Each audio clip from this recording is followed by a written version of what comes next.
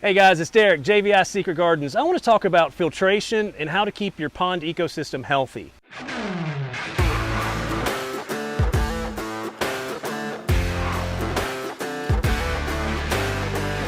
Well, decorative gravel. See how I got decorative gravel all over the bottom of my pond there? That allows for beneficial bacteria to seed and grow. What does beneficial bacteria do? It actually removes nitrogen from the water column.